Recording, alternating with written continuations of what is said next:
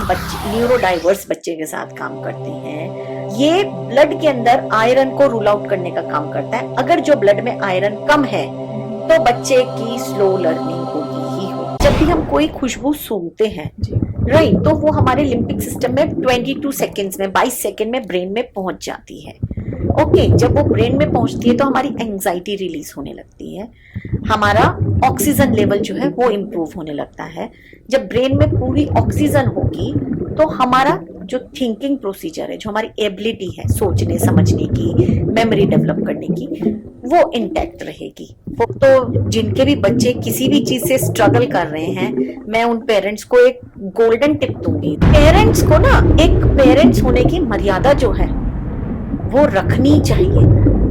कुछ चीजें मैं जरूर कहूंगी कि हमें हमारे पेरेंट्स की फॉलो करना। वो 18 महीने से लेके 3 साल के बीच में करेक्ट डायग्नोसिस निकल के आने लगा है बच्चों का।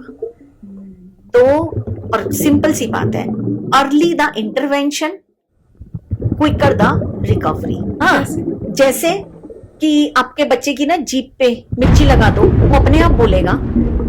कौए का झूठा पानी पिला दो, तोते का झूठा खिला दो, तो भैया उसके बच्चे के, क्योंकि I work with currently I work with 1630 parents, so first parents in 8 years। सो मेरे पास माँ बाप तो देख सके, वो एक्सेस क्यों नहीं है? आई एम सॉरी, मेरा गुस्सा बढ़ रहा है क्योंकि मेरे पास जब केसेस आते हैं ना, मेरा खून इतना उबल जाता है कि मैं पेरेंट्स को कहती हूँ कि भैया 2 चट्टे तुमको पहले मारने चाहिए मुझको।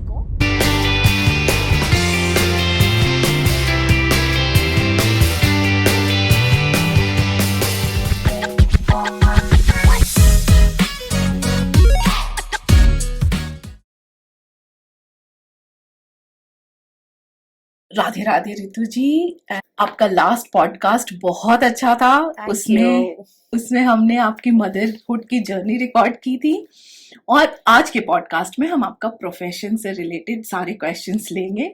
सो welcome to the podcast. Thank you so much, and I am so happy कि मेरी मदरहुड की जर्नी आपकी ऑडियंस ने लाइक की, रेजोनेट की। हमें बहुत अच्छा रिस्पॉन्स मिला था और बहुत लोगों ने अप्रिशिएट किया था, और आपकी हिम्मत को तो सबने सलाम किया था। It was great. भगवान जब भट्टी में दे देता है तो हाथ पे चलाने ही पड़ते हैं, तो ऐसा कुछ नहीं है। बट हाँ, मेरा बहुत सारा साथ भगवान ने, फैमिली वालों ने, मेरी एंजल्स ने, और बच्चे होने के बाद बच्चों ने बहुत साथ दिया। तो शायद उन्हीं की ताकत की वजह से I am here. Great, seriously बच्चे तो खुद भगवान का रूप होते हैं। हाँ जी, एकदम। मेरा सबसे पहला क्वेश्चन आपसे रहेगा, what is the key difference between ADHD and hyper kids and autism?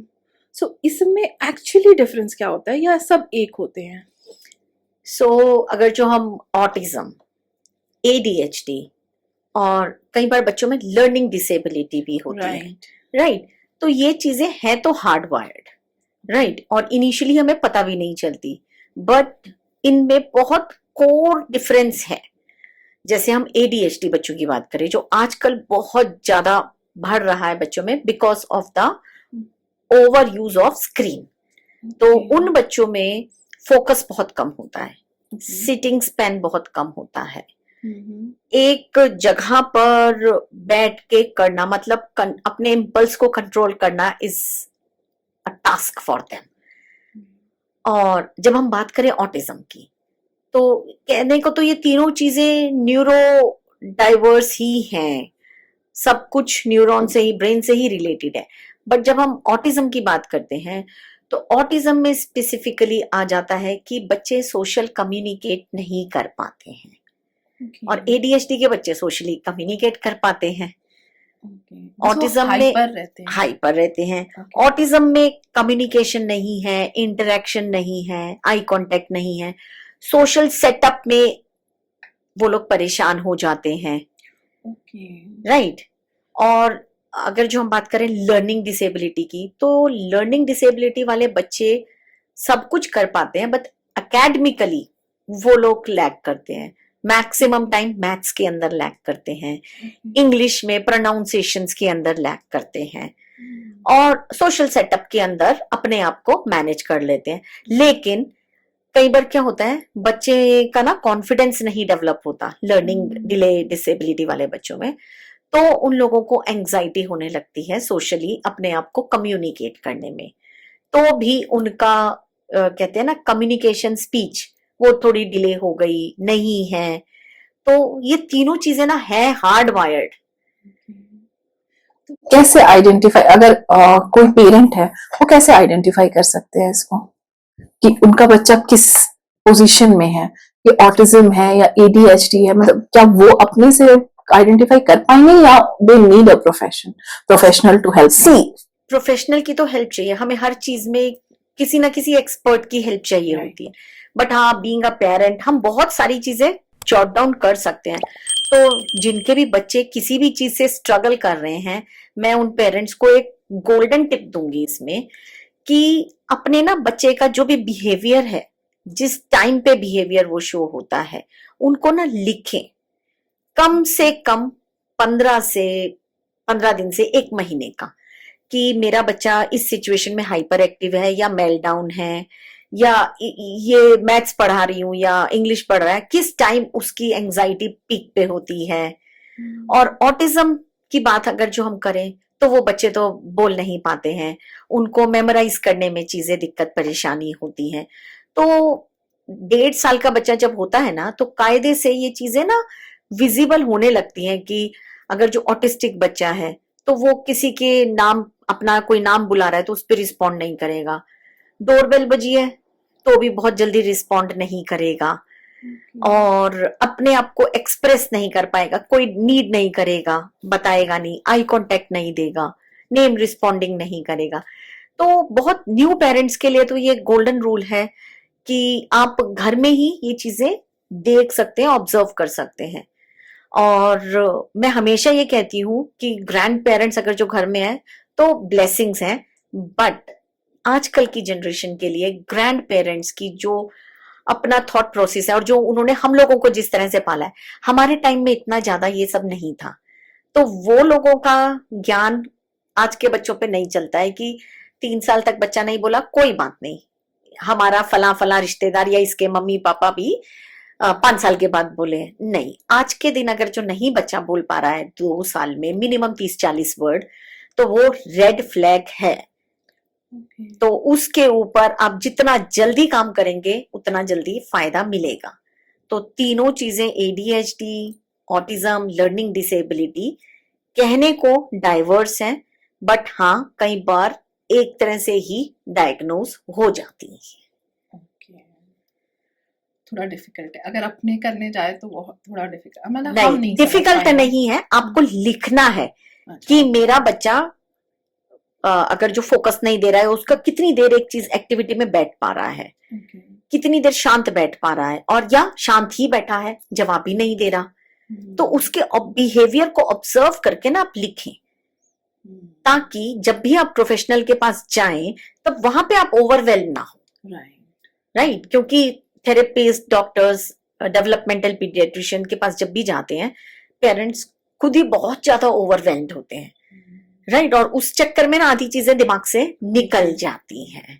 तो खुद के पास पेपर वर्क रहेगा ना, तो चीजें सॉर्ट होने में टाइम नहीं लगेंगी। और मतलब ऐसे अगर आपने पैटर्न ट्रेस नहीं किया है तो चीजें, मतलब थिंग्स विल टेक टाइम। और उसके बाद सब लोगों का जो आसपास का हमारा माहौल है ना, और खासकर जो ये सोशल मीडिया है, किसी ने किसी में पोस्ट डाली, मेरा बच्चा टिक के नहीं बैठा, हाइपर एक्टिव है, तो बहुत सारे लोग कहते हैं कि उसका चीनी बंद कर दो, कार्ब्स बंद कर दो, उससे फिजिकल एक्टिविटी कराओ।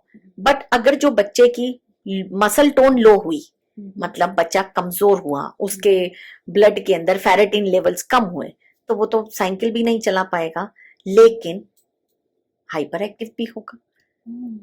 राइट, अभी जैसे मेरा बेटा डायग्नोज हुआ था, उसको मम्स हुए थे एमएमआर वैक्सीन के बाद, और उसके बाद इन्फ्लेमेशन गले में आई, इन्फ्लेमेशन की वजह से उसकी नेक मूवमेंट चली गई थी।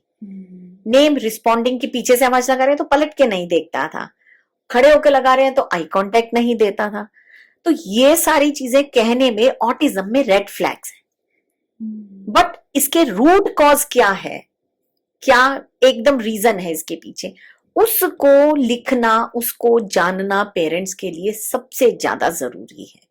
तो डायग्नोज कराना ठीक है, बट अगर जो आपके पास आपका खुद का एक रहेगा ना पूरा सिस्टम कि हाँ भैया ये हुआ है बच्चे की लाइफ में, तो पेरेंट्स के लिए बड़ा आसान हो जाएगा किसी भी प्रोफेशनल से डील करना, उनकी बातों को समझना। अगर ये डायग्नोस हो जाते हैं तो ये कंडीशन इंक्रीज होते हैं या विथ टाइम वो कम होते हैं, मतलब ऐसा कुछ चांसेस रहता है या ये टाइम के साथ बढ़ेंगे ही? अगर मान लीजिए हमने डायग्नोस भी कर लिया इस चीज को, ठीक है, तो विथ टाइम ये इसका कुछ गारंटी है कि नहीं ये कम होगा या ये बढ़ता जाता है? क्योंकि हमें मतलब एज अ लेमैन हमें क्या लगता है कि ये बढ़ेगा ही, ये सब चीजें ठीक नहीं हो सकती हैं। दिस इज अगर बर्थ से है तो वो चीज ट्रीट नहीं हो सकती है।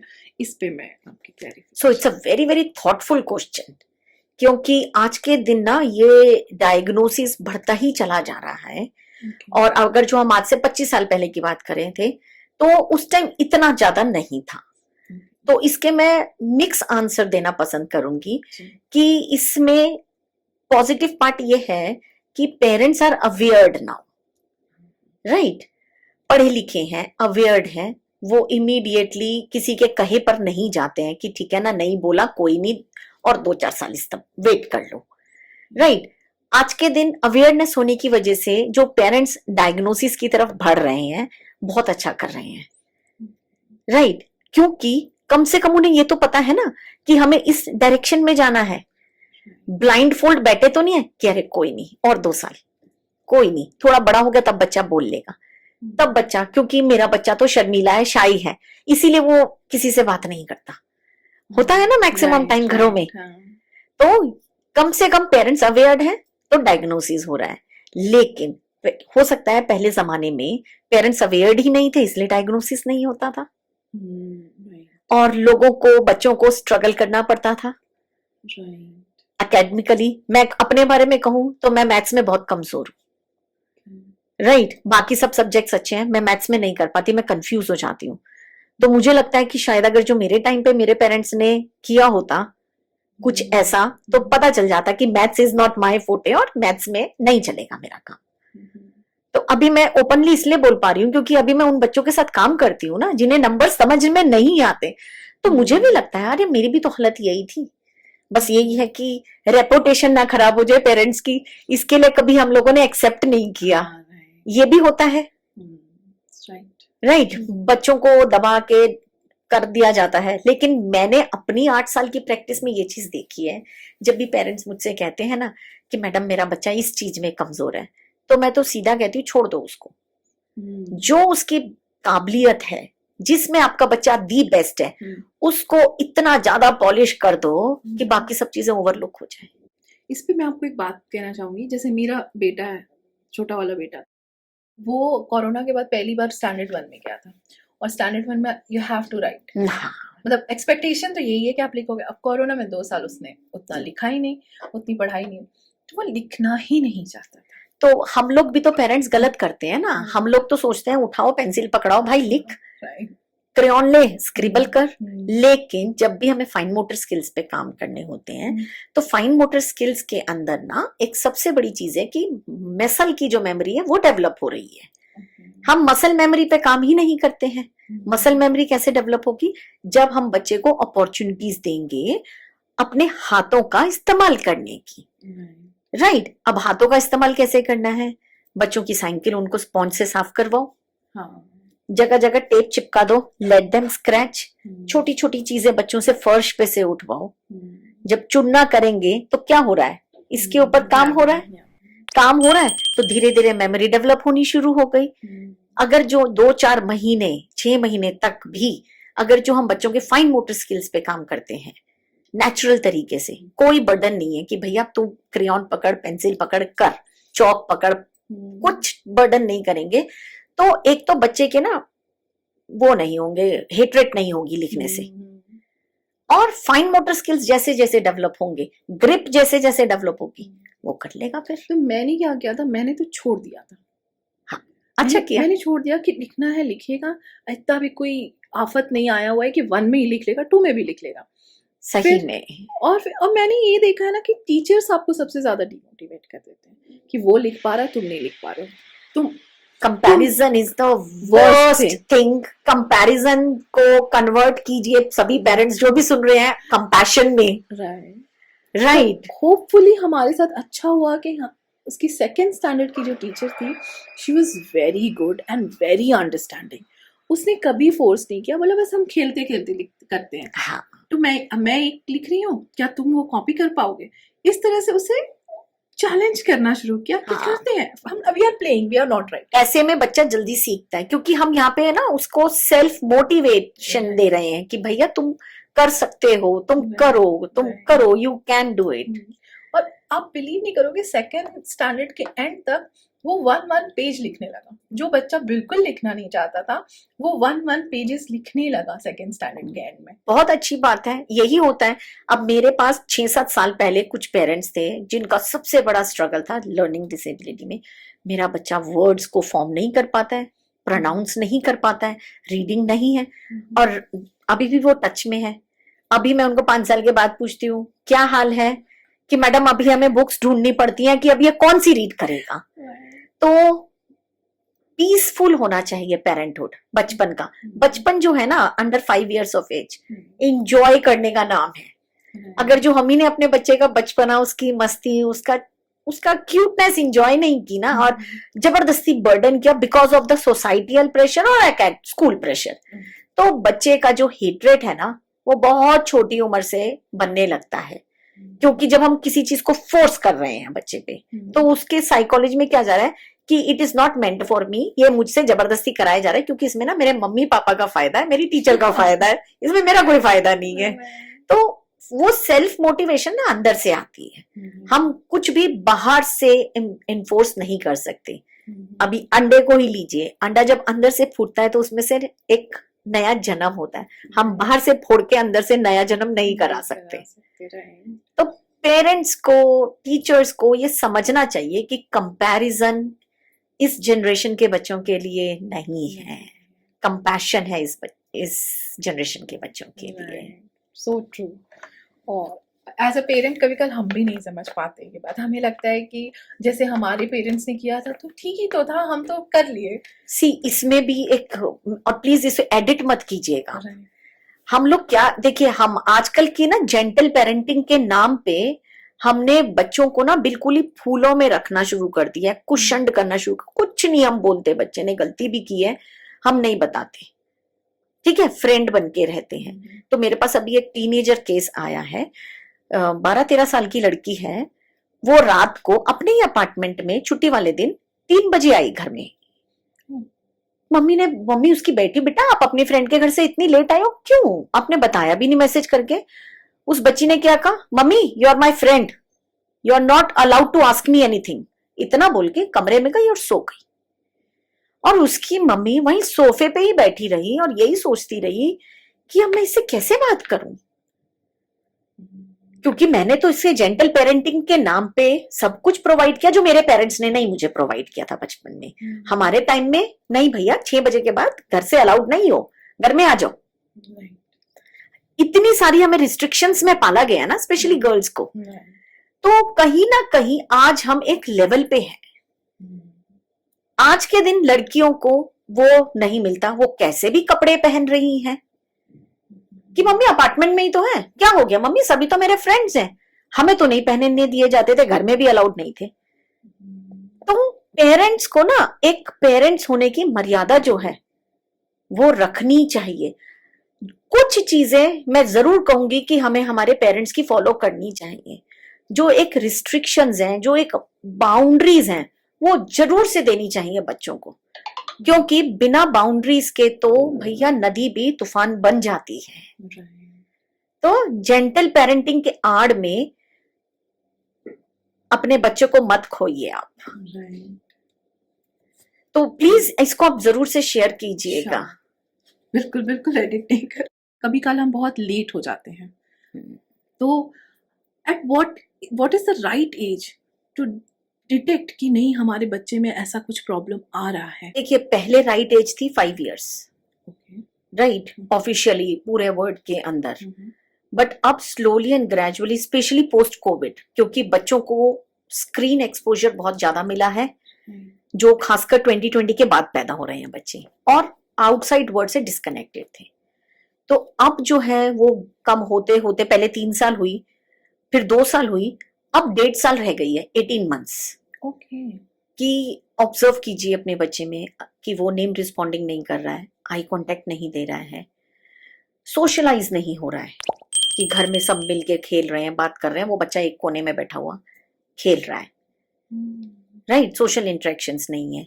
या अगर जो हम उसको इंस्ट्रक्शंस दे रहे हैं कुछ 1.5 साल के बच्चे को, छोटे बच्चे ले लेते हैं, यहाँ आओ, हाँ, राइट, ये दो, हाँ, राइट, अगर जो वो इंस्ट्रक्शंस नहीं ले रहा है, राइट, और बार बार उसका रिपीटेटिव बिहेवियर हो रहा है, लाइक एक ही चीज से कंटिन्यूअसली उसी तरीके से खेलते रहना, ओके, तो ये सच्ची में अलार्मिंग साइन है।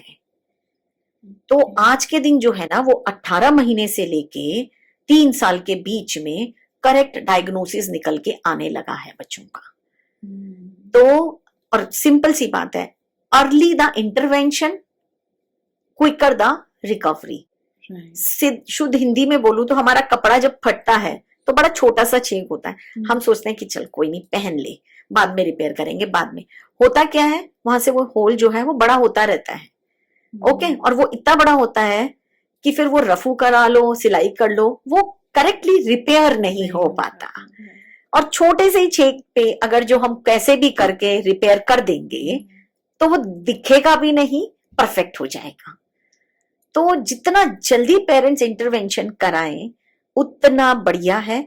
और अपनी क्वेरी सोशल मीडिया पे आज के दिन सारी मदर्स पढ़ी लिखी हैं और सबको पता है कि थेरेपी सेंटर्स में बहुत कुछ गलत भी हो रहा है, बहुत पेरेंट्स अवेयर हैं, राइट। तो वो लोग अपना सोशल मीडिया पे इतने सारे ग्रुप्स, फेसबुक ग्रुप्स हैं, वहां पे अपनी क्वेरीज बड़े ओपन हार्टेडली शेयर करती हैं। और अभी तो एनोनिमस पोस्ट करके शेयर होने लगा है, तो जजमेंट्स भी खत्म कि आपके कलीग्स हैं, फ्रेंड्स हैं, फैमिली मेंबर उस ग्रुप में, किसी को नहीं पता चलेगा।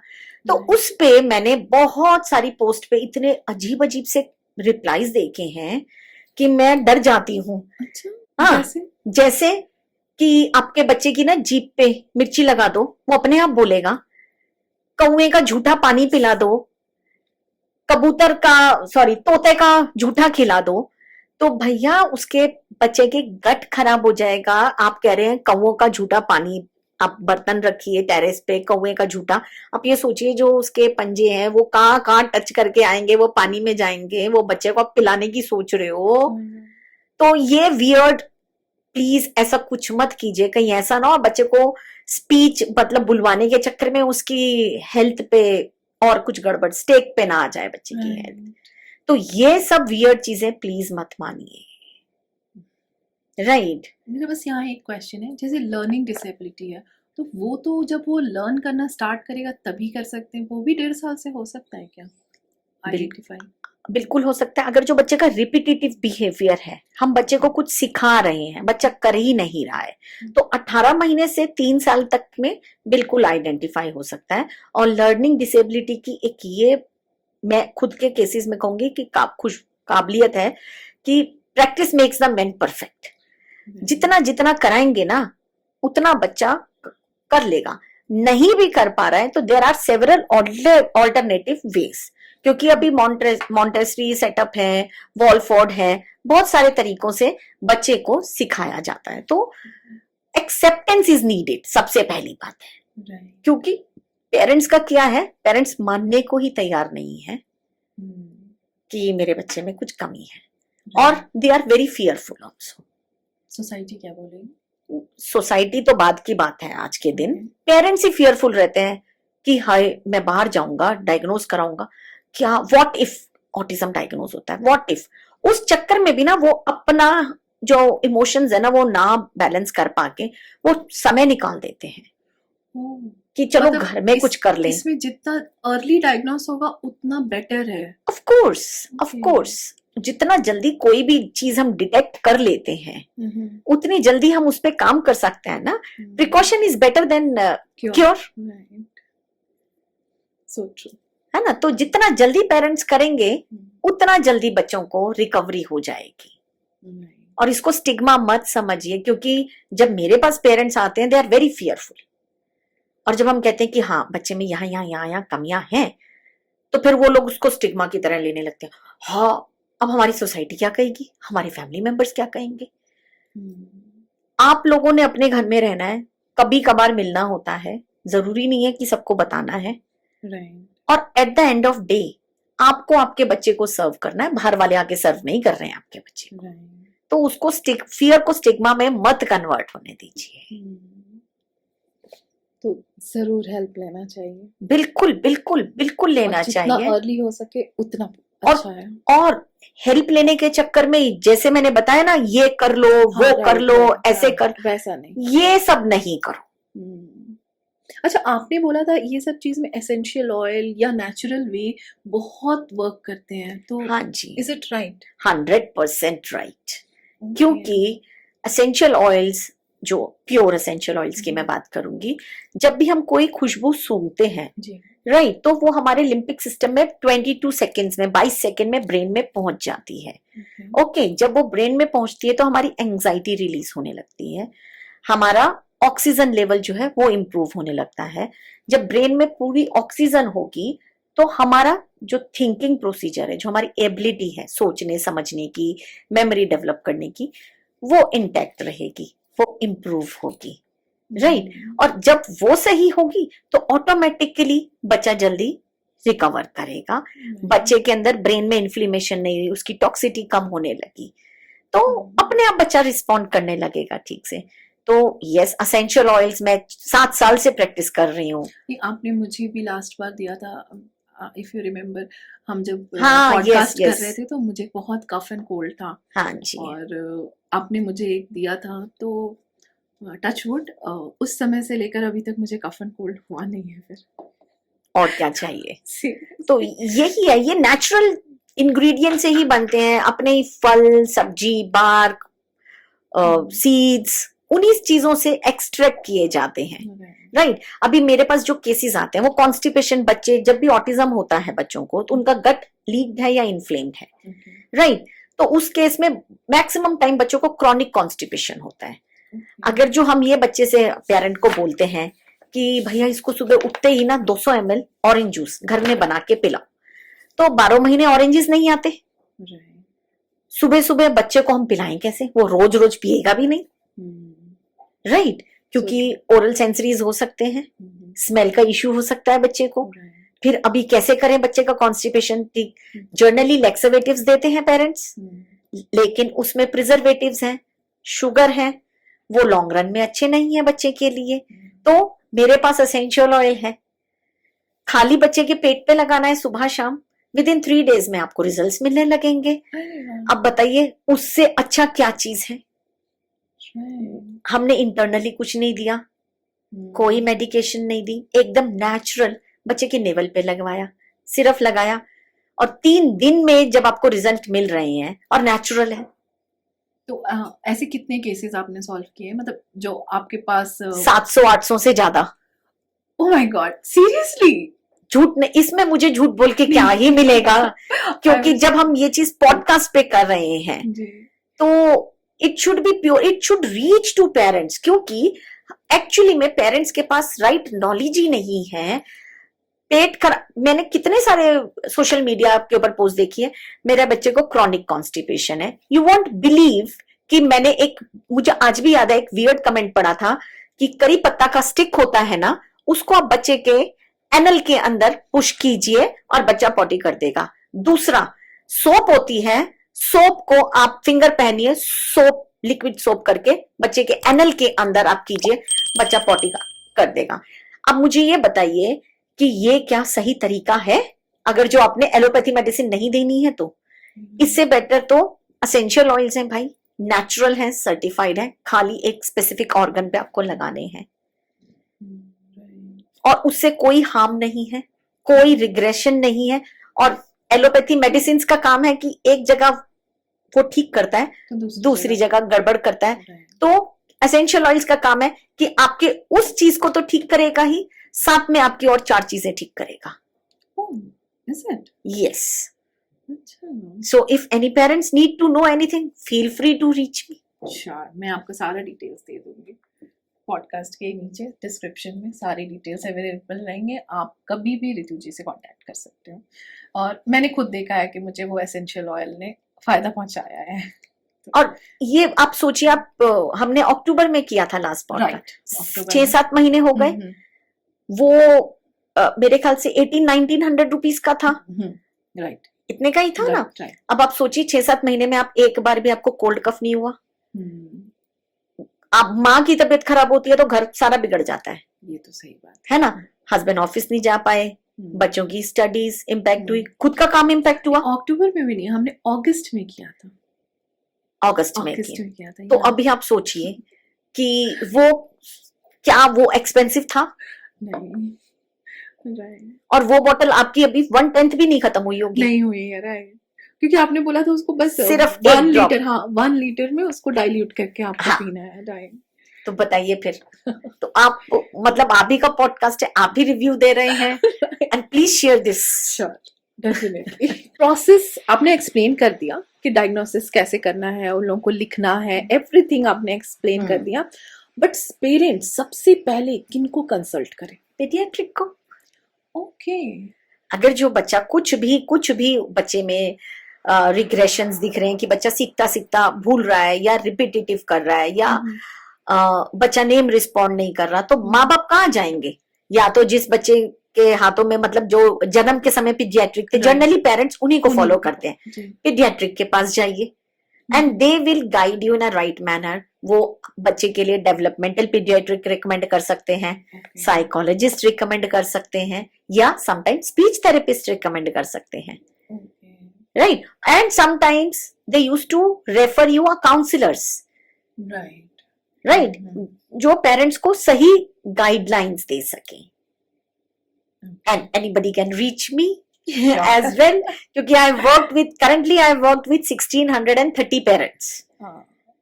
Okay. So first 1630 parents in 8 years. So मेरे पास first hand experience है, क्योंकि मेरे बेटे आपके में पास तो बहुत सारे फॉरेन के क्लाइंट्स भी हैं ना? yes, Maximum? all are maximum, क्योंकि वहां पे डायग्नोसिस बहुत ज्यादा डिले हो जाता है। ओके, सो अभी मैं एक शेयर करूंगी, अगर जो आप पॉडकास्ट में शेयर करें तो। मेरे पास एक नेदरलैंड से क्लाइंट्स हैं, वो लोग तमिलियंस हैं, राइट। उनके बच्चे में कुछ इश्यूज थे जो उनको 2.5 साल की उम्र में डायग्नोज हुए, और अब वो 5 साल का हो गया है।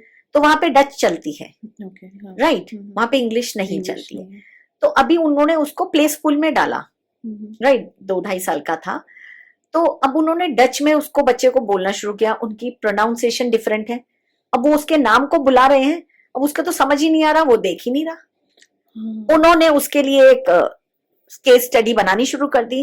नेम रिस्पॉन्डिंग नहीं है, आई कांटेक्ट नहीं है, नॉट मिंगलिंग विद अदर्स, क्योंकि समझ ही नहीं आएगा तो वो मिंगल कैसे करेगा।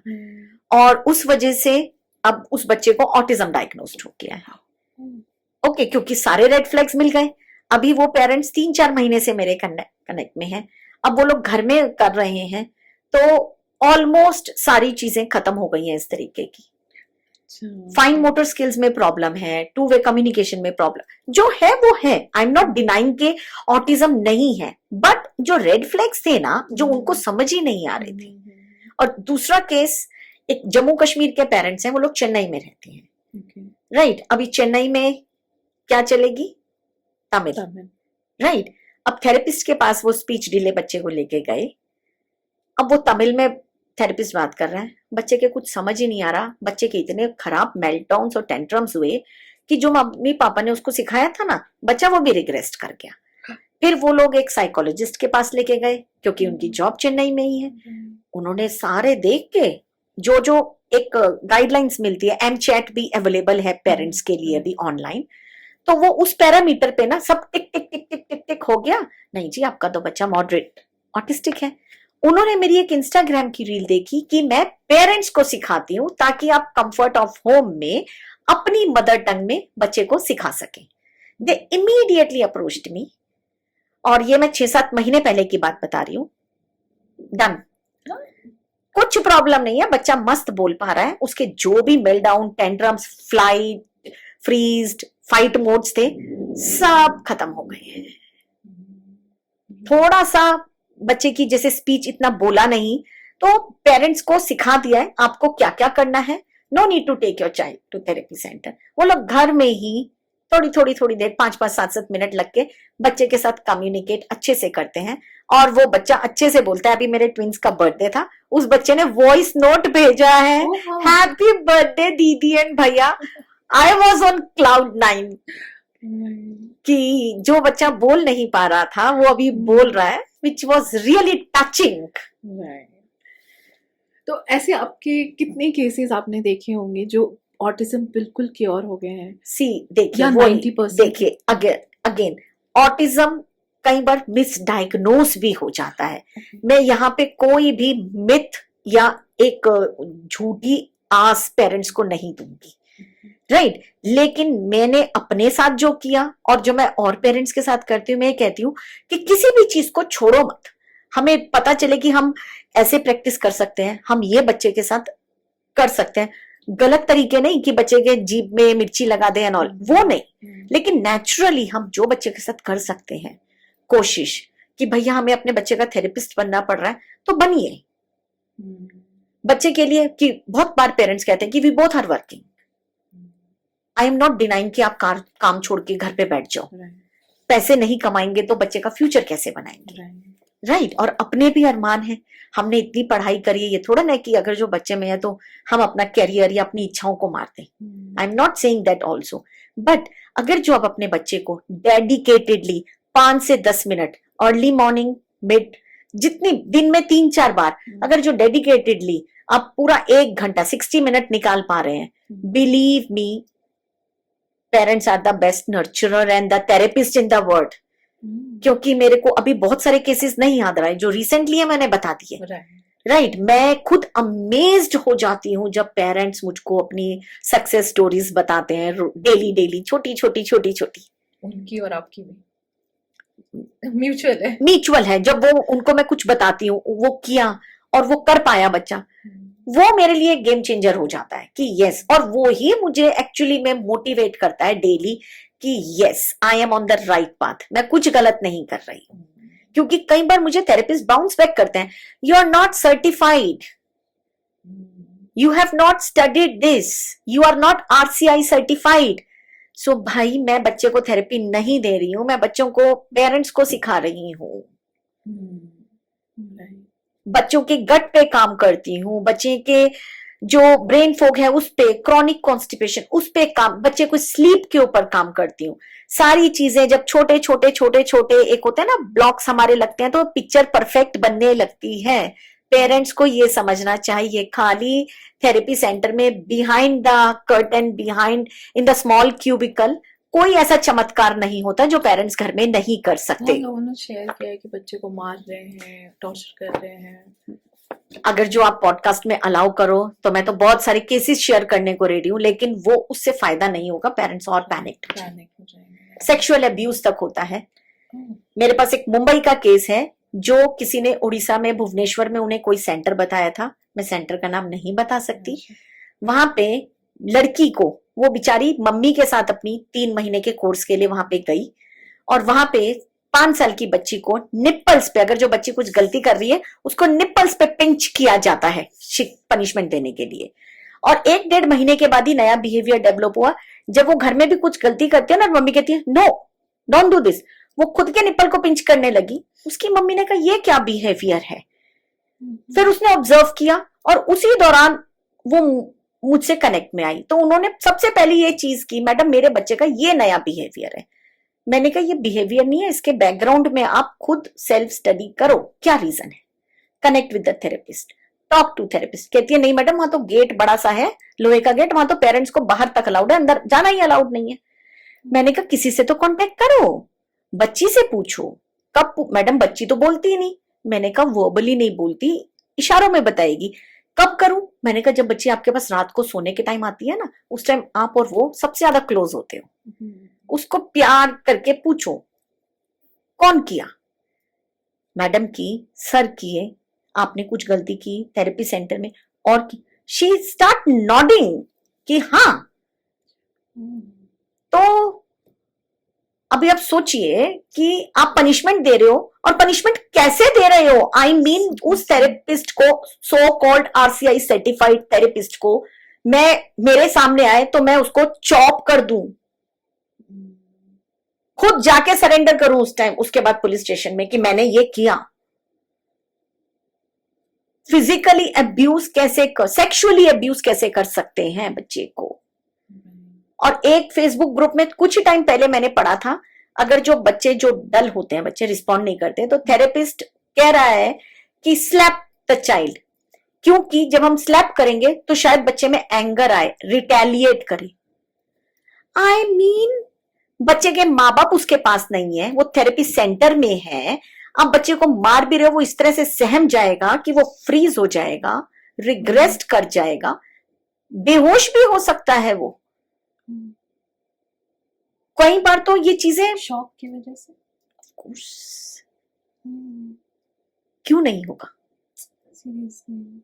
तो इंसानियत रखो भाई, सर्टिफाइड हो तो इंसानियत रखो। एंड यही रीजन है जो मैं 8 साल से, अभी तो 8.5 साल होने वाले हैं, कि मैं पेरेंट्स को कहती हूं जाग जाओ, your child is your responsibility. हम कभी भी कहीं पर भी जाते हैं, कोई भी सर्विसेज के लिए, प्रोडक्ट्स के लिए, तो हमें पे करना पड़ता है उनका, और उनके लिए कस्टमर हैं आप, अंडरस्टैंड दिस। लेकिन आपका बच्चा आपके लिए कस्टमर नहीं है, यहाँ पे कोई फाइनेंशियल मोटो नहीं है आपका, और आप 100% डेडिकेशन के साथ काम करोगे। और माँ को, बाप को ही पता है कि इस टाइम मेरा बच्चा क्यों रोया। लेट्स से थेरेपी सेंटर गए, हमारा रोज का एक जैसा मूड नहीं होता है, बच्चे हमारा ही नहीं होता, तो छोटे बच्चे से हम कैसे रेगुलेशन एक्सपेक्ट कर सकते हैं?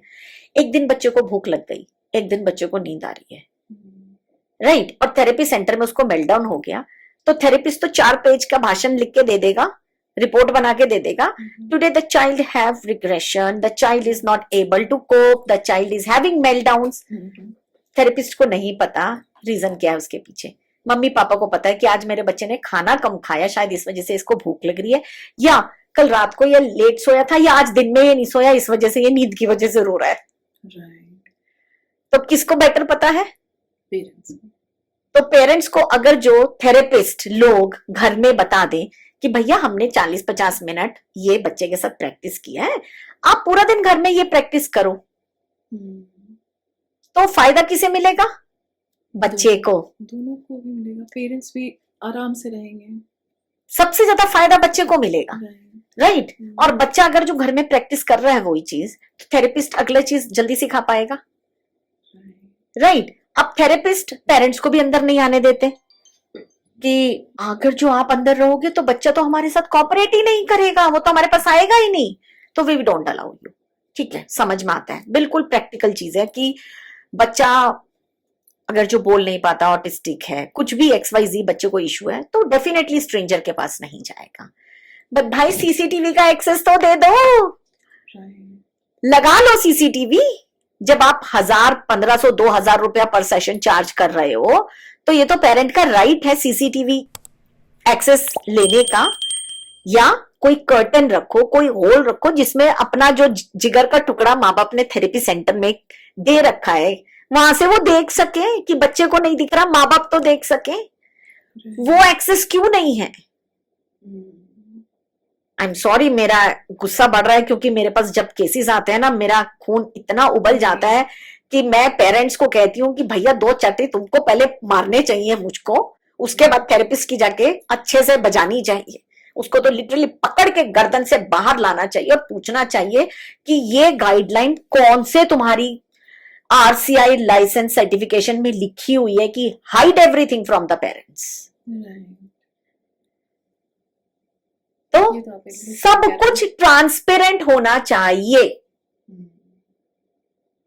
इसीलिए पेरेंट्स में भी और डर जाते होंगे किसी और का रिव्यू सुन के। केसेस होता है, जी। क्यों नहीं होता है? तभी तो बच्चे, पेरेंट्स फियर में ही रहते हैं, वो यूट्यूब पे देख देख के या गूगल पे चेक कर करके सहमे रहते हैं, अरे ये भी है, ये भी ट्रेट है, ये भी ट्रेट है, कहाँ जाऊं, चलो मैं यूट्यूब से देख के कुछ कुछ कर लेता हूँ, लेकिन ऐसी बात नहीं है बच्चों को रिजल्ट्स नहीं मिल रहे हैं। अच्छा, मिल रहे हैं? बिल्कुल मिल रहे हैं, क्योंकि Okay. यूट्यूब पे इतने सारे लोग बैठे हुए हैं अभी सिखाने के लिए, बट फिर भी एक हैंड होल्डिंग पेरेंट्स को चाहिए। राइट अभी जैसे मेरे पास मैक्सिमम केसेस में क्या होता है, पेरेंट्स कहते हैं कि बच्चे के फाइन मोटर स्किल्स नहीं है मैडम, और इसके दिमाग में रजिस्टर नहीं होता कुछ, सारे ट्रेट ऑटिज्म के हैं। डॉक्टर ने ऑटिज्म पे काम मतलब डायग्नोस किया, और एक नहीं 4 डॉक्टर 5 डॉक्टर ने डायग्नोस किया है। तो मैं ना डायग्नोसिस पे नहीं बिलीव करती, फिर मैं बच्चे के फूड के ऊपर काम करना शुरू करती हूँ, न्यूट्रिशन पे, कि क्या रीजन है। तब पता चलता है कि बच्चे के, हम लोग जर्नली टेस्ट जो कराते हैं इसमें विटामिन डी करा लिया, B12 करा लिया, 2 टेस्ट कराए, कहानी खत्म। लेकिन जब हम बच्चे न्यूरो डाइवर्स बच्चे के साथ काम करते हैं, कमजोर बच्चों के साथ काम करते हैं, तब हमें सबसे पहला टेस्ट है फेरेटिन, वो कराना चाहिए। ये ब्लड के अंदर आयरन को रूल आउट करने का काम करता है। अगर जो ब्लड में आयरन कम है तो बच्चे की स्लो लर्निंग होगी ही होगी, बच्चे का दिमाग उतना तेज नहीं चलेगा, क्योंकि ब्लड में आयरन बच्चे के कम है, तो रजिस्टर नहीं होंगी चीजें, फाइन मोटर स्किल्स नहीं, हाइपोटोनिक केसेस कहते हैं इसको। तो हर एक केस ने मुझे कुछ नया सिखाया है, एंड आई एम प्राउडली से आई am a self learned person. 2 करे हैं, कोर्सेज भी करे हैं, क्योंकि एक प्रोफेशनल नॉलेज भी चाहिए, बट यस सबसे पहला बात तो था कि आपने अपने बच्चे पे वर्क किया। Yes and I M proudly से कि 3 बड़े बड़े बैंगलोर के डॉक्टर्स ने डायग्नोज किया था, और मैंने वो डायग्नोसिस नहीं दिया क्योंकि वो ट्रेड्स उसमें थे ही नहीं, उसके कॉग्निटिव स्किल्स एक्सट्रीमली लोगों को स्मार्ट थे। जानना चाहिए कि आप ये आउट ऑफ पैशन कर रहे हो। Yes it is not a compulsion for you. नहीं, नॉट एट ऑल। आपने देखा कि आपने जो जो चैलेंजेस फेस किए, वो चैलेंजेस बाकी पेरेंट्स ना फेस करें, बस इसलिए आपने भी ये शुरू किया कि हाँ Yes. आप आइए मेरे पास and I will guide you. Yes क्योंकि जिस टाइम मेरी जर्नी शुरू हुई थी ना, उस टाइम तो कोई भी नहीं था। I went to Delhi, I met few doctors there also, but वहां पर भी वो लोग शुरू हो गए कि मैडम कोई नहीं, आप जितने दिन हो ना उतने दिन थेरेपीज करा लो, हम आप ना 10 थेरेपीज का, मैं आपको ये 9 साल पहले की बात, 8.5-9 साल की बता रही हूँ पहले की बात, कि मैडम 600 रुपए क्लासेस लेते हैं, अगर जो आप 10 क्लासेस का पे कर दोगे ना तो हम आपको 500 रुपीज क्लास दे देंगे। अरे भैया मैं दिल्ली में नहीं रहती हूँ, मैं बैंगलोर में रहती हूँ, आप मुझे बता दो, आप मुझे सिखा दो, मैं सीखने को रेडी हूँ। नहीं मैडम उसके लिए तो कोर्स करना होता है। ठीक है भैया, वहां पे बैंगलोर में जाके देखेंगे, यहाँ तो हम रहते ही नहीं। तो बहुत सारे ट्रिगर्स थे, एक्चुअली मैं ट्रिगर्स क्या कहूँ, वो मेरी ना लाइफ का टर्निंग पॉइंट्स थे, जो मुझे भगवान ने ना टैप टैप टैप किया कि जागो जागो, do something do something do something, you can do it. और believe me I am so happy. I know कि मेरा बेटा जिज्ञांश सिर्फ कुछ महीने नहीं बोला था, और 8 महीने में वो 100% रिकवर्ड था। वो मेरी जिंदगी का ना 360 डिग्री टर्निंग पॉइंट जो था ना, आई एम सो हैप्पी टुडे कि मैं इतने सारे पेरेंट्स के लिए लाइट हाउस हूँ। जो मुझे नहीं मिला ना, मैं वो सोसाइटी को और पेरेंट्स को देना चाहिए। So true. How can parents build emotional resilience and avoid burnouts? Self care, Okay. क्योंकि मदर्स की सबसे ज्यादा मदर्स की रिस्पॉन्सिबिलिटी होती है स्पेशल नीड बच्चा या न्यूरोटिपिकल बच्चा भी। तो जो सेल्फ केयर, कोम करना भूल जाती हैं, खाना खाना भूल जाती हैं। बिलीव मी, जब मेरे ट्विंस छोटे थे ना तो मैं 3-3 4-4 दिन तक कोम नहीं करती थी, और उस वजह से हेयर फॉल जो शुरू हुआ ना, सर धोने के बाद भी मैंने 3-3 दिन तक कोम नहीं किया, क्योंकि मुझे उन्हें पालना था, उनकी केयर करनी थी। राइट तो और जब मुझे सेल्फ केयर का ज्ञान आया ना, मेरे आधे बाल चले गए थे। तो self care, humour, no matter what, जो भी भगवान ने दिया है वो तो हमें झेलना ही पड़ेगा। राइट कोई खुद कुछ नहीं मांगता है, भगवान जो सर्व करता है उसको रिस्पेक्ट से लो, लेकिन prioritise your mental health and self care on everything. अगर जो बच्चे को कुछ तकलीफ भी है, XYZ, ये अगर जो आपको मन काबू में रखना है ना, तो अपनी रिस्पेक्ट करो और हमेशा बोलो कि yes it's just a storm, I will come out from it. But कैसे? When you are able to breathe properly, right. तो ब्रीदिंग के ध्यान रखिए, सेल्फ केयर पे ध्यान रखिए, राइट। जब मेरे ट्विंस बहुत ही छोटे थे, जब मेरा बेटा डायग्नोज भी नहीं हुआ था, नॉर्मल थी लाइफ, तो मैं सच बताऊं तो मैं कहती थी toilet pot is my throne, right. आराम से बैठ पाते हैं। आराम से बैठ पाती हूँ, राइट। और मेरे हस्बैंड कभी बाहर से नॉक भी करते हैं, जल्दी आ बच्चे बुला रहे हैं, हमेशा कहती थी right now I am a queen, so my servants will take care. So हमारे ना बाय गॉड्स ग्रेस ये ह्यूमर ना हम लोगों की पेरेंटिंग में डे वन से है कि कोई चिखना नहीं, चिल्लाना नहीं, इस तरीके से मजाक में हर एक चीज को सॉर्ट कर देना। तो ये बहुत ज्यादा जरूरी है, क्योंकि मैंने खुद के केसेस में देखा है कि पेरेंट्स ना इतने ओवरवेल्म्ड होते हैं, मदर जॉब छोड़ देती है या काम बंद कर देती है, फैमिली से डिस्कनेक्टेड हो जाते हैं, कहीं आना जाना बंद कर देते हैं और फील करते हैं, गिल्ट में आ जाते हैं कि हमारे पास बड़ा नायाब सा पता नहीं मास्टरपीस भगवान ने दे दिया है। सेल्फ केयर खत्म हो जाती है, जीरो हो जाती है।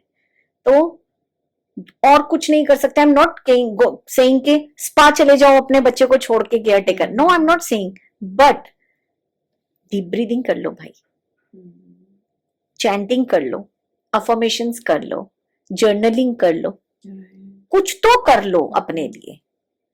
और नहीं तो एक चीज शेयर करूंगी, बड़ी जल्दी इमोशंस रिलीज होते हैं, मैंने खुद के देखे हैं। अगर जो हम शावर में खड़े होके यहाँ पे टैप करना शुरू कर देना, सिर्फ 2 मिनट हर रोज करना शुरू कर दें, तो जितने हमारे अनस्पोकन, अनहर्ड, स्टक इमोशंस है ना, महीना 2 महीना में सब बाहर हो जाएंगे, रिलीज हो जाते हैं, 100% रिलीज हो जाते हैं।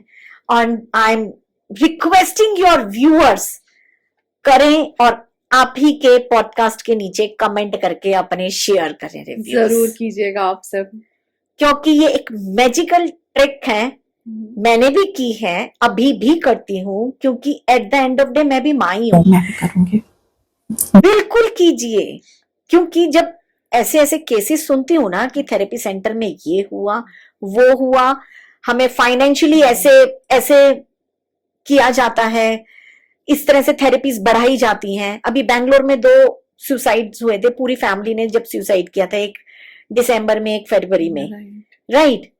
जब ऐसी चीजें सुनती हूँ ना, मैं अंदर तक सिहर जाती हूँ। मैं भगवान को शुक्राना ही करती हूँ कि भगवान जी आपने जो भी मेरी लाइफ में किया, मेरा दिमाग एक्टिवेट हो गया, मैंने किसी पे बिलीव नहीं किया, खुद पे बिलीव करके आज मैं हजारों पेरेंट्स के लिए गाइडलाइन, अपनी सैनिटी को प्रोटेक्ट करना और बनाए रखना बहुत जरूरी है, बहुत ज्यादा जरूरी है। तो सेल्फ केयर, और हस्बैंड वाइफ प्लीज अपने रिलेशनशिप पर भी ध्यान दें, क्योंकि मैंने ऐसे ऐसे केसेस देखे हैं जहां पेरेंट्स डाइवोर्स ले लेते हैं। मेरे पास 4-5 साल पहले एक केस आया था जयपुर का, कि बच्चा स्पेशल नीड जैसे ही डायग्नोस हुआ, फैमिली वालों ने मिलके उनका डाइवोर्स के डॉक्यूमेंट्स म्यूचुअल कंसेंट में फाइल करा दिए। बट समहाउ उसको, फादर को कहीं ना कहीं वो बच्चे से, अपने बेटे से प्यार था, क्या स्पार्क हुआ, दे लैंडेड ऑन मी, कैसे पहुंचे मुझे नहीं पता। बट उनके बच्चे की काउंसलिंग शुरू करने से पहले ना, मैंने उन लोगों की काउंसलिंग करके, हाँ कैसे, वो भी एक मैजिकल मोमेंट था मेरी लाइफ का, उनका किसी तरह से भी करके कि बच्चे की जिम्मेदारी छोड़ो, मैं पूरी जिम्मेदारी लेती हूँ, और अगर जो नहीं होगा ना, मेरे पास भेज देना अपना बेटा।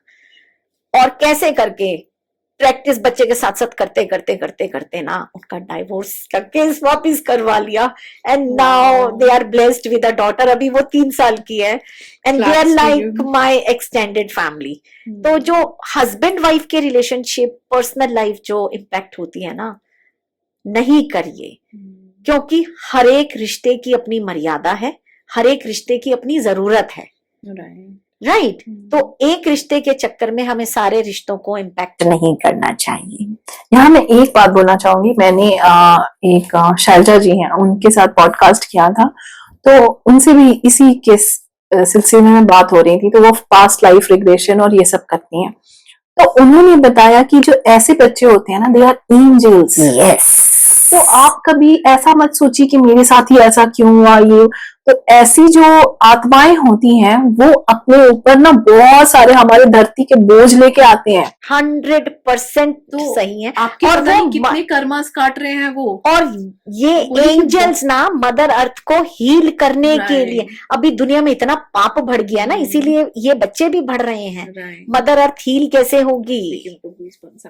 ये आप ये देखिए, राइट। Right. मुझे तो पूरा दिन होता है, तो at the end of day मैं भी एक ह्यूमन बीइंग हूँ, माँ हूँ, राइट। अगर और आपने वो पॉडकास्ट नहीं देखा है तो जरूर देखिएगा। 100% मैं भी देखूंगी, अच्छा। मुझे लिंक भेजिएगा। Sure. और ये जो टैपिंग बताई है ना, हाँ, मेरे ये जरूर। कहने से कर लीजिए, मैं करके जरूर और देखूंगी। बिलीव मी आधे से ज्यादा एंटी डिप्रेसेंट की गोलियां छोड़ देंगे।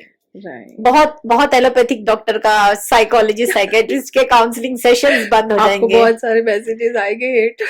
बिल्कुल बिल्कुल। कि आपकी वजह से हमारी दुकान बंद हो रही। I am ready to take the hatreds, क्योंकि देखिए कोई भी प्रोफेशन में पैसा चाहिए, राइट। हमने कोई भी एजुकेशन किया, हमें पैसा चाहिए, लेकिन मेरा मानना है कि हमें ना बिल्कुल सही रास्ता दिखाना चाहिए। वही एक कस्टमर को, आई am not saying client, parent नहीं, उस कस्टमर को गोल गोल नहीं घुमाना चाहिए। अगर जो वो आज हील होगा तो वो कल 10 लोगों को और आपके पास लेकर आएगा। तो अगर जो हम बिजनेस पॉइंट ऑफ व्यू से देखें तो ये पॉइंट ऑफ व्यू Expansion ही भी होती है। एक्सपेंशन ही है, Right. राइट। जब मेरे पास ब्रोकन पेरेंट्स आते हैं ना, वो कहते हैं मैडम उन 6 महीने निकल गए, इतनी सी भी इंप्रूवमेंट नहीं है, और मेल्टडाउन्स ज्यादा हो रहे हैं, मेरा बच्चा खाना खाना बंद हो गया है, उसका जो थोड़ा बहुत वो करता था वो भी बंद हो गया है। तो यहाँ पे बच्चे की साइकोलॉजी समझिए कि वो 2, 2.5 साल 3 साल का नॉन वर्बल बच्चा है, क्यूबिकल में बिना माँ बाप के, और वहां पे फिर उन्होंने पैसे लिए हैं, वो दे आर क्वालिफाइड एनफ, उनको बच्चे को कुछ कराना भी है, Right. और वो फोर्स कर रहे हैं, बच्चा करना नहीं चाह रहा। बच्चे का जब तक एक बच्चे के साथ जब भी काम करना होता है, हमें एक कंपैशन का, लव का, एक कॉन्फिडेंस का एक ब्रिज बनाना पड़ता है, तभी हम किसी बच्चे के साथ पहुंच पाते हैं, राइट। हम सोचें कि पहली क्लास में हम बच्चे को कहेंगे ये कर, ऐसे कर, वैसे कर, वो सिर्फ हमें देखेगा फ्रीज्ड मोड में, उसके यहाँ कुछ नहीं जा रहा है। Right. तो पहले कनेक्शन तो डेवलप कर लीजिए आप।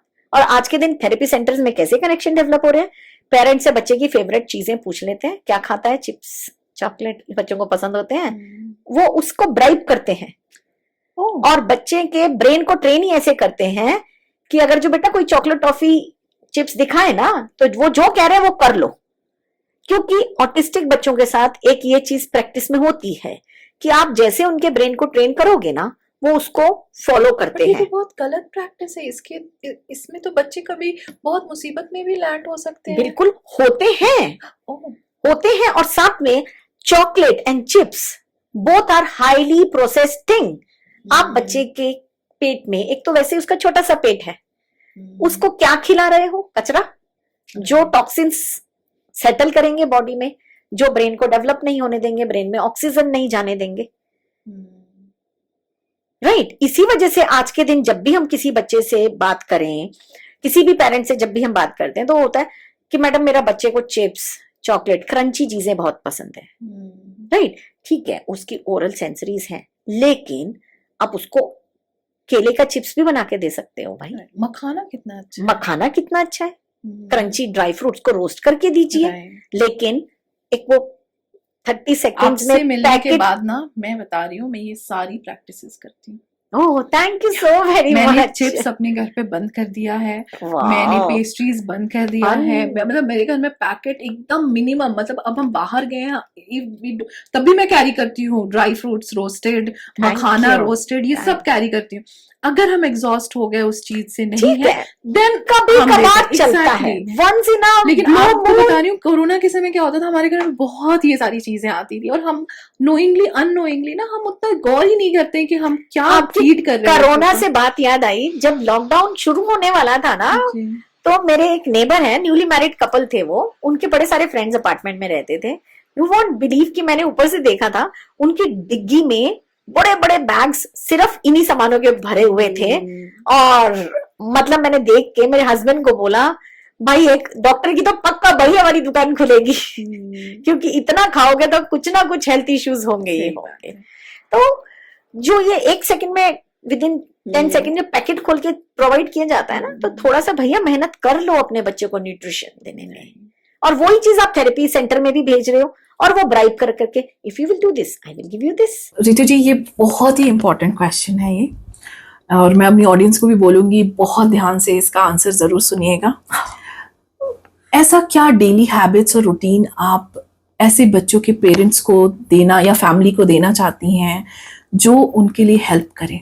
यहाँ पे बच्चे को सपोर्ट करना है, Okay. तो उसका रूटीन बिल्कुल नहीं चेंज होना चाहिए। Okay.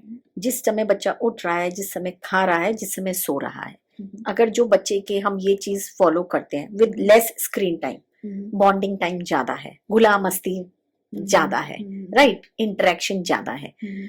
तो ये चीज मैं रिकमेंड करती हूँ। स्लीप रूटीन गलती से भी बच्चे का इम्पैक्ट नहीं होना चाहिए, Okay. क्योंकि स्लीप रूटीन इम्पैक्ट हुआ तो उसका बावल मूवमेंट भी इम्पैक्ट होगा, Mhm. और अगले दिन फ्रेश नहीं हुआ, खाएगा नहीं, Mhm. उसकी मतलब वो चेन बनती चली जाएगी। Right. तो जो बच्चे का एक रूटीन है ना, वो हमेशा हमेशा फॉलो करना चाहिए। Try to create visual schedule, Mhm. Right, मतलब चार्ट पे बना दिया, पिक्चर यूज की। एंड अगर जो हम बच्चे को बाहर लेके जा रहे हैं, कहीं मैक्सिमम टाइम अनफॉर्चुनेटली पेरेंट्स नहीं ले जा पाते हैं किसी भी सोशल गैदरिंग में एंड ऑल, क्योंकि उनको लगता है मेरा बच्चा ओवरवेल्म हो जाएगा, बहुत सारे सेंसरी ओवरलोड्स होंगे Mhm. जिसकी वजह से नहीं मैनेज होंगी। तो यहाँ पे आप बच्चे को पहले से ही समझा के बता के कुछ पिक्चर्स दिखा के लेके जाइए, Okay. राइट, कुछ उसको सूदन करने के लिए, काम करने के लिए चीजें लेके जाइए। अगर जो आपके बच्चे को ऑडिटरी इश्यूज हैं, Mhm. नॉइज कैंसिलेशन हेडफोन्स लेके जाइए, Mhm. तो थोड़ा सामान अपने साथ कैरी कीजिए। लूज कपड़े, मतलब जिसमें बच्चा आपका कंफर्टेबल है वो कीजिए, जिससे हर एक पेरेंट काम कूल रहेगा। और अगर जो बच्चा कुछ अच्छा कर रहा है तो इमीडिएटली री भी कीजिए। ये मत सोचिए मेरा बच्चा बोल नहीं पाता है तो वो क्या ही रिएक्ट करेगा, या मेरा बच्चा ऑटिस्टिक है उसके समझ में नहीं आएगा। बिलीव मी, जितने भी ऑटिस्टिक बच्चे होते हैं ना, उनको हमारा एक एक इमोशन समझ में आता है। हमारा देखने का तरीका, हमारा उनको हैंडल करने का तरीका, हमारा स्माइल, हमारा कंपैशन, लव, सब समझ में आता है। These are angels on earth, live angels. So be very connected with your loved ones. अपने बच्चों के साथ कनेक्टेड रहिए, काम रहिए, और ग्रोथ हमेशा घर से शुरू होती है। हमेशा इस पे बिलीव कीजिए। आप ये मत सोचिए मेरा बच्चा 4 दिन से थेरेपी सेंटर नहीं जा पाया बिकॉज ऑफ रीजन, या थेरेपीज नहीं हुई, क्योंकि बहुत थेरेपीज हफ्ते में सिर्फ 2 दिन होती हैं। तो पेरेंट्स को लगता है अरे थेरेपी में जाता तो शायद से कुछ सीख लेता। सब कुछ घर से सीखना शुरू होता है, और बहुत छोटी उम्र से हम बच्चे को ना लाइफस्टाइल सिखानी शुरू कर देते हैं, no matter what is the diagnosis. Lifestyle में क्या होता है, खाना खा के अपनी प्लेट उठा के किचन में रखो, मम्मी ने किचन में खाना लगाया तो किचन से प्लेट भी ले, पानी का ग्लास रख लो, बेसिक छोटी छोटी चीजें। अगर जो हम बच्चों को शुरू दिन से लाइफस्टाइल पे, लाइफ स्किल्स पे काम करते हैं ना, तो बच्चे की एग्जीक्यूटिव फंक्शनिंग जो है ना बड़ी जल्दी डेवलप होती है, और बच्चा सेल्फ रेगुलेशंस भी बहुत जल्दी अपना वार्डरोब सीखता है। अपने सजा लो, वो तो बहुत दूर की बात है ऑटिस्टिक बच्चे के लिए। Okay. लेकिन बेबी स्टेप्स तो ले सकते हैं ना, कि हम Right. बाहर से आए हैं तो जूता जूते की जगह पे ही रख दो, Right. रिकॉग्नाइज, मतलब ये हमें ना प्रैक्टिस में लाना होता है। So don't depend on only on the therapist. तो क्या इसके लिए फोर्स करना, अगर बच्चा बहुत बोलो नहीं करेंगे तो इसके लिए फोर्स करना कोई जरूरत नहीं है फोर्स करने की। Okay. आप अपना काम करो, आप उसको दिखा के करो, क्योंकि बच्चे देख के भी तो सीखते हैं ना, Right. कि अरे मम्मी पापा ऐसे कर रहे हैं तो I also need to do. Hmm. कुछ तो उनको अपॉर्चुनिटी दो दिमाग का इस्तेमाल करने की। नॉर्मली हम लोग क्या करते हैं थेरेपीज में, हम रटवाते हैं बच्चे को, practice practice practice practice practice, I mean वो एंडलेस प्रैक्टिस कराते हैं। लेकिन अपॉर्चुनिटी तो दो उसको कि जो हमने प्रैक्टिस कराई है खुद से भी कभी कर ले बिना बोले। पेरेंट्स ही ना आदत हो जाती है उनको भी बोलने की, अब ये करो अब वो करो, पॉज दीजिए। क्योंकि मैंने देखा है कि बहुत सारे बच्चे होते हैं जो डेली वर्क को ना बहुत रेजिस्ट करते हैं, क्योंकि हम भी अपॉर्चुनिटी नहीं देते ना बच्चों को, हमें इतनी देने जल्दी में होते हैं, देने पे भी हाँ थोड़ी देर बाद कर देंगे, मतलब ऐसे। क्योंकि हम लोग अपॉर्चुनिटी नहीं देते हैं from the very young age. Okay. मान लो मेरे को ऑफिस जाना है और मेरा 2 साल का बच्चा है, फिंगर फूड ही सही, मैं फटाफट खिला दूंगी क्योंकि मुझे जाना है। और ये मेस करेगा, वो मेस कौन क्लीन करेगा? तो यहाँ पर ना हमें रीपेरेंटिंग की बहुत ज्यादा जरूरत है।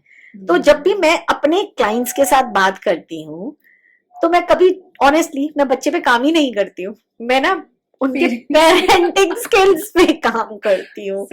जैसे हमने पहला पॉडकास्ट किया था, मैंने कुछ शेयर किया, अभी आप ही शेयर कर रहे हैं कि yes even I have changed. नहीं, आपने जो ये सारे हैबिट्स मतलब गुड हैबिट्स जो बोले थे कि किसी का भी प्रॉब्लम होता है वो गट हेल्थ से ही शुरू होता है। तो मैंने ये शुरू कर दिया कि नहीं भाई गट हेल्थ चाहिए ही नहीं मतलब गट हेल्थ खराब नहीं चाहिए, पेट सही में, पेट सही तो सब सही। कभी कभी क्या होता है कि हम इधर उधर से नहीं, ऐसे बच्चों से बहुत कुछ सीखते हैं। तो आप क्या कुछ शेयर करना चाहेंगी कि आपका कुछ ऐसा एक्सपीरियंस हो कि स्पेशली एबल्ड बच्चे या ऑटिस्टिक बच्चे ने आपको कुछ स्पेशल सिखा दिया हो? रेजिलियंस। सच में I was very short tempered, बहुत ज्यादा शॉर्ट टेम्पर्ड थी।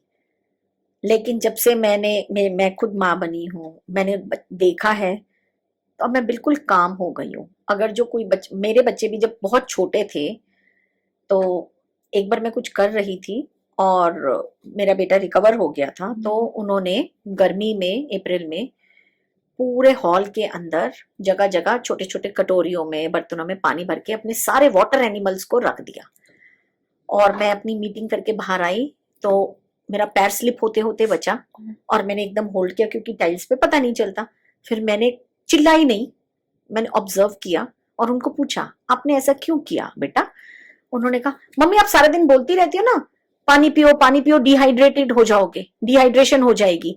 तो मम्मी हमारे एनिमल्स को डिहाइड्रेशन नहीं होगी क्या? और फिर आपने कहा कोरोना चल रहा है, जब आप हमें हॉस्पिटल नहीं ले जा सकती तो ये हम इन्हें कैसे ले जाएंगे? आई वॉज अमेज्ड कि बच्चों की थिंकिंग कितनी मतलब डीपली बच्चे सोचते हैं, कितने एम्पैथेटिक हैं ये बच्चे। फिर कुछ नहीं मैं चिल्लाई, कुछ नहीं मैंने कहा बेटा आप जब खेल लो ना तो देखो वहां पे 2 मॉप्स हैं और 2 साथ में नए मॉप्स भी रखे हैं, अगर सोक करो बकेट में ऐसे ट्विस्ट करके करो। उन्होंने अच्छे से क्लीन किया और नेक्स्ट डे जब पोछा लगाने की हमारी बारी, मम्मी हम लगा दें क्या पोछा? And they were just 3.5 year old। मैंने कहा नहीं बेटा नहीं चाहिए, नहीं वो 4.5 साल के थे उस टाइम। मैंने कहा नहीं चाहिए बेटा। तो ये चीज मुझे सिखाई कि मैं अगर जो चिल्लाती उनका मूड ऑफ हो जाता, पूरे दिन चिड़े चिड़े रहते, बात नहीं करते, लेकिन मैं कूल एंड काम रही तो उन्होंने नेक्स्ट डे मुझे हेल्प करने के लिए हैंड बढ़ाया, नई चीज सीखी। तो ये चीज मुझे सिखाई है छोटे बच्चों ने। बट हाँ स्पेशली एबल्ड बच्चों की बात करें, they are very innocent soul, non verbal है, उनका प्रोसेस सही नहीं है। तो मेरी रिक्वेस्ट है सभी थेरेपिस्ट लोगों से, जो भी टीचर्स हैं उनको जो गुस्से में हाथ दबा के करते हैं कि हाथ दबाएंगे कुछ ऐसे करेंगे तो बच्चा जल्दी करेगा, मत कीजिए। बहुत उनके साथ कूल कामली काम कीजिए, नहीं कर रहा कोई बात नहीं। वो लोग ना बियॉन्ड वर्ड्स ऑब्जर्व करते हैं, बहुत beyond, like I don't have word, but मुझे उन्होंने अनकंडीशनल लव सिखाया है। आप बहुत इमोशनल हो जा रही हैं। हाँ मुझे अनकंडीशनल लव सिखाया है। अपने ही ग्रुप की एक लेडी आई थी बहुत टाइम पहले, उनका बच्चा पिंच करता था और मेरे छोटे बच्चे थे तो मैं उनको भी ले गई थी, यू कैन प्ले। उसने उनको भी पिंच किया, बट दोनों मेरे बच्चे आगे बोले हम भैया के साथ नहीं खेलेंगे, भैया पिंच करते हैं। उस बच्चे ने मुझे भी आके पिंच किया, उसने पिंच किया, मैं एकदम घबराई नहीं, मैंने उसको हक कर लिया, बैक रब की। यू वोंट बिलीव उसने 1-1.5 घंटा रहा, वो बच्चे ने किसी को पिंच नहीं किया। Then I share this to his mother कि ओवरफ्लो कर दो इसका इमोशनल, ये बार बार आपके पास आ रहा है तो अटेंशन सीख कर रहा है, पिंचिंग करके वो आपको और अट्रैक्ट कर रहा है, हमें उसका वो बहुत बैड बिहेवियर दिख रहा है, उसका ओवरफ्लो कर दो लव। जितनी बार नजदीक आए पकड़ो, हक करो, खूब सारा उसको प्यार करो, बैक रब करो, ताकि वो सिक्योर फील करे। तो बहुत छोटी छोटी चीजें बच्चे हमें सिखाते हैं, बस हमें अपना दिमाग का ढक्कन खोलना है। अपने So true. अपने ये नहीं कि आई एम एजुकेटेड, मैंने इतनी पढ़ाई कर रखी, मैंने साइकोलॉजी पढ़ ली है। बच्चों की जो नॉलेज है ना वो साइकोलॉजी की बुक से भी कहीं परे है। बहुत अच्छी बात आपने कही। So Ritu ji, we are coming to the last, और ऐसे तो सीरियसली आपसे बात करना बहुत अच्छा लगता है। Thank मैं you. आपसे बहुत सारे क्वेश्चन पूछ सकती हूँ, but thank due to time constant हमें पॉडकास्ट खत्म करना है। तो मैं बस क्लोजिंग स्टेटमेंट आपसे चाहूंगी कि आप कुछ मैसेज पेरेंट्स के लिए या जो ऑडियंस देख रहे हैं उनके लिए अगर आप कुछ कहना चाहें तो। What you root today, you will get fruit tomorrow. अगर जो आज हम अपने बच्चे के अंदर सिंपैथी, एम्पैथी, प्यार, अनकंडीशनल लव डालते हैं तो वही हमें बाद में मिलेगा। और आप बिल्कुल भी अकेले नहीं हैं अपनी जर्नी में। हर एक पेरेंट की जर्नी डिफरेंट होती है, यूनिक होती है, बट स्टिल अकेले नहीं हो। There are support system, right? I am also there. जो भी देख रहा है, anybody can reach to me. और आपका बच्चा ब्रोकन नहीं है। फर्स्ट ऑफ ऑल ये मत सोचिए हाँ मेरे बच्चे को ये डायग्नोसिस हो गया अब मेरी लाइफ तो नहीं। आज बच्चे में कुछ कमी है ना, वो ही उसकी सुपर पावर्स भी बन सकती हैं, खाली आपको वो देखनी है। बहुत बच्चे हैं सारी जिंदगी भी नहीं बोल पाते हैं, लेकिन उनमें उनका दिमाग, सुनने की शक्ति बहुत तेज होती है। वो लोग किसी ना किसी प्रोफेशन में बहुत अच्छे से राइज करेंगे।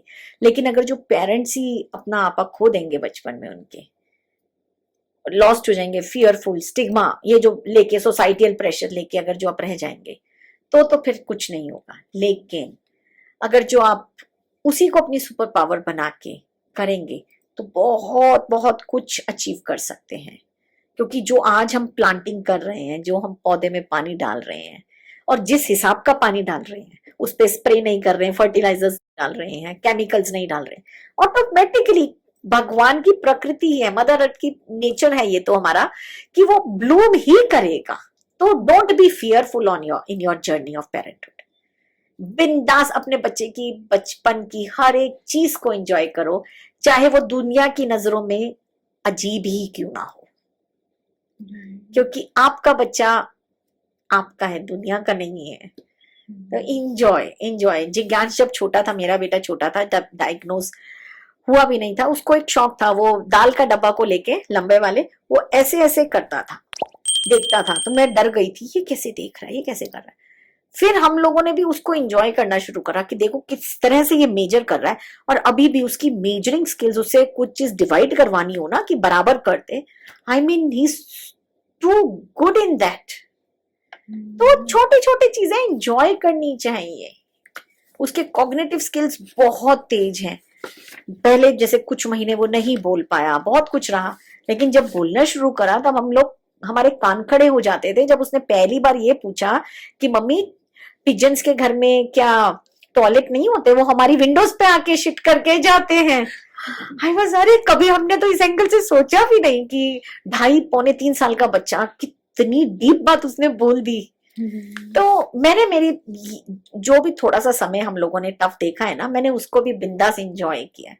और आज इसीलिए मैं खुशी से सबको बता पाती हूँ कि जो मैंने गलती नहीं की और जो और पेरेंट्स कर भी लेते हैं, मत करो। मैं खाली 1-1.5 महीना डिप्रेशन में रही थी, उसके बाद छोड़ दो भैया, एंजॉय।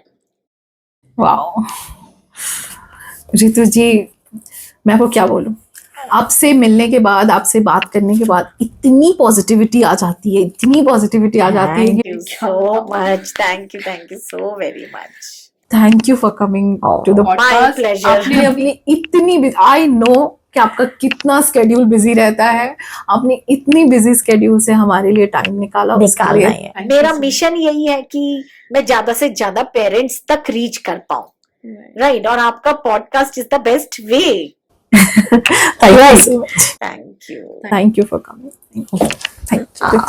Thank you.